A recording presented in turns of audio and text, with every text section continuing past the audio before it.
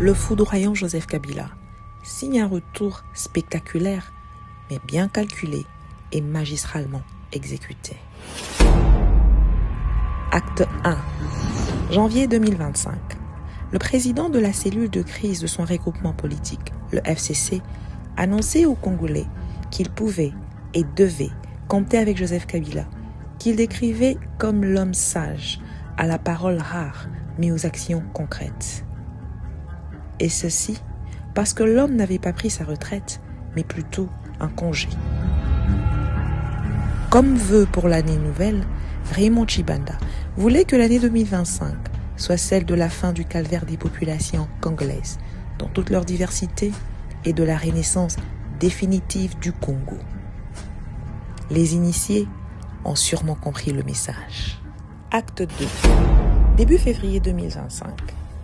Une annonce de l'équipe de communication de l'ancien président tombe.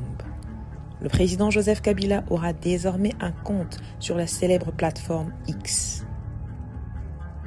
Acte 3. Mi-février, l'homme commence la réorganisation de son parti. Il prend parmi ses loyaux cardinaux un stratège rompu pour en faire vice-président de son parti. Il maintient son célèbre dauphin des présidentielles 2018 au poste de secrétaire permanent du parti, comme pour dire le gardien du temple est reconduit. Il ne s'arrête pas là. L'homme reconduit aussi les 2 secrétaires permanents adjoints à leurs postes respectifs. En l'occurrence, l'infatigable Ferdinand Kambere. Cet homme qui, pendant les 6 longues années de la résistance, a brillé par une présence médiatique irréprochable. Aussi, le professeur Luquin Kassongo, qui de son côté a brillé par sa constance, a été reconduit à son poste. Acte 4. Fin février, le stratège signe une tribune publiée dans un média sud-africain très suivi par la classe politique de ce pays-là. Une tribune, une seule, la toute première d'ailleurs de Joseph Kabila en 6 ans.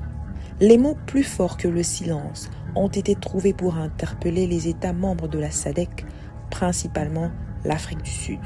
On voit très bien que c'est un ancien président, un érudit des relations internationales qui a écrit. Comme il fallait s'y attendre, la tribune fait rage.